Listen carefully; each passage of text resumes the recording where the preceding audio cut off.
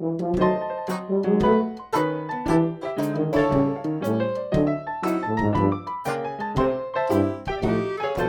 guys, welcome to another episode of U.S. History with Lennox. You know, going into the 1920s, Warren G. Harding promised us a return to normalcy, and that's really what every American wanted. Following World War I, we just wanted to get back to normal. But what was normal for America at this point? We had been on the world stage for almost 20 years. We had seen roles in society start to change because of the war. So going into the 1920s, a return to normalcy really wasn't going to be as easy as we thought. In fact, if you really look at the 1920s, it wasn't a return to normalcy, it was normalcy under attack. When we look at society, we went through some incredible upheavals during this time period, and we're going to talk about a number of these in these next few videos. We'll talk about the Red Scare and nativism, and how Americans felt that immigrants were a threat to our way of life. We'll look at prohibition and the debate between modernists and fundamentalists on the grounds of religion. We'll also see American lifestyles change as mass consumption and the entertainment revolution is going to take off.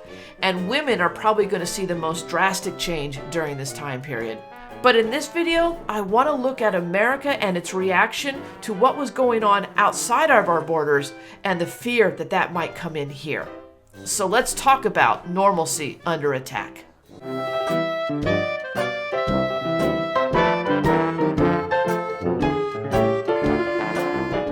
During World War I, in 1917, the Communist Party rose to power after the Bolshevik Revolution. Now, this one event is going to lead to fear in the United States because we believe that seeds had already started being planted in our country for a communist takeover here.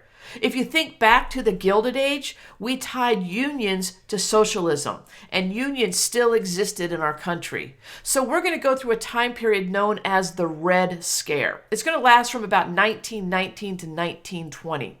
And one thing that spurs this fear on beyond the Bolshevik Revolution is going to be strikes that occur in 1919. Two of the largest strikes in American history will be the U.S. Steel strike and the Boston police strike. Now, it wasn't so much the strikes that brought a lot of fear to Americans, but the fact that they had to be put down using the National Guard. This is reminiscent of some of the things we saw that went on in the Soviet Union in 1917. But it's not just the unions that led to the Red Scare. There were a lot of other events that took place during this time period that added fuel to the fire. First of all, we were having riots in many of our cities, race riots, and this was due to the changing demographics of those cities due to the Great Migration during and after World War I. There was competition between white and black Americans for jobs and housing as well, and the tensions are going to increase in which we see riots start to spring up in all the major cities of America. Perhaps the worst place was in Chicago, where in what was referred to as the Red Summer, 40 people will be killed in these race riots. On top of that, there were anarchists in our country. In fact, there was a movement to attack our government by these anarchists. There was a series of postal bombings that occurred in several major cities of our country, targeting different government officials. And what's going to happen is, during President Wilson's final years as administration, he is going to appoint Attorney General A. Mitchell Palmer to investigate these bombings.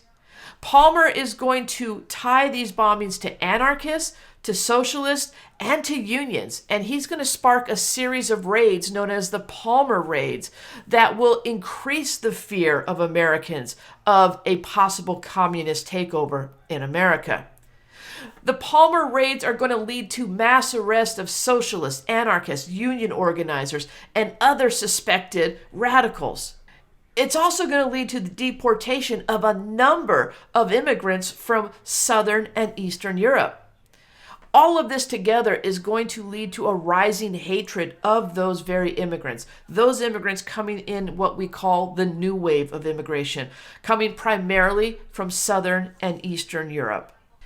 Because of this rise of nativism, because of this rise of fear of these immigrants, the government is going to pass several acts of legislation to prohibit immigration. One of the first times we ever see that in our country, where we're literally cutting back, where we're not going to have open borders. The first act is going to be the Emergency Quota Act of 1921. And what they did was they took the census from 1910 and looked at the number of people who lived in America from different countries of the world. And they limited immigration to 3% of those total numbers. Well, that didn't seem to curtail the immigrants coming from Southern and Eastern Europe. So they're going to revise the law and in 1924 pass the National Origins Act. Instead of using the census from 1910, they're going to go back to the census of 1890, and they're going to reduce the percentage to 2%. Well, several things happen. If you go back to 1890, the new wave of immigrants had not started yet. So we're basically going to limit those new immigrants completely that wanted to come in from Southern and Eastern Europe. But it had another effect. It's going to have an effect on those immigrants coming from Asia. In fact, it's going to completely stop all Japanese immigration coming to America. The one area where we still welcome all immigrants are those who are coming from anywhere in the Western Hemisphere. And we see a lot coming into our country from Mexico. The one event that probably encapsulates everything that was going on with regards to the Red Scare and nativism during this time period is going to be the Sacco and Vanzetti case. In 1921, these two men are going to be arrested in Boston and charged with robbery and murder. Now, going to trial, these two men already had 3 strikes against them. Number 1, they were Italian immigrants. They were known anarchists, and strike 3, they were draft dodgers during World War I. No patriotism as far as anybody could see. They're going to be convicted and sentenced to be executed. There is going to be a cry throughout the country and honestly throughout the world that Sacco and Vanzetti did not receive justice in the American courts.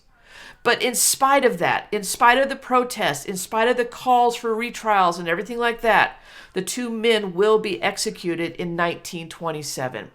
And most people believed that this injustice was based only on their nationality, not the facts of the case. If that wasn't enough, these guys come back again. During the early 1920s, we see a resurgence of the KKK. And this resurgence is based on the tensions and fears that exist in the 1920s. They're not just going to be centered in the South, though, anymore. They're going to expand, and they're going to go into the Midwest. And their hatred is going to expand as well. No longer just focused on African Americans, they're also going to turn their hate towards Catholics, immigrants, and who they deemed as radicals. In 1915, a movie came out called Birth of a Nation that portrayed the Klan as the heroes of the Reconstruction era, also portrayed them as a patriotic organization. You can see in the picture on the left, they had a huge march in Washington, D.C. Woodrow Wilson viewed the movie Birth of a Nation in the White House. Their political influence started to grow throughout the country. Over time, though, and thankfully, their violent nature brought about the true perception of who the KKK was. And after a number of KKK leaders are going to be arrested and thrown in jail, their influence is going to subside, thankfully. This is just a little bit of an introduction to the fear that was growing in America based on this idea that we believed communism was trying to get a foothold in America. It's going to subside as we go into the 1930s and we face our own local problems here with the Great Depression and then World War II. But come the 1950s, we're going to see the second Red Scare. Our fear of communism is not going to go away. It's just going to be silenced for a little bit. In our next video, we're going to go a little bit deeper into the culture of America and the lifestyles of the people living during the 1920s. Maybe get an idea of what the Roaring 20s were really like. If you liked anything you saw, go ahead and press that like button. And as always, I would love a subscribe. But until next time, I thank you for watching. Have a great one. Bye-bye. you.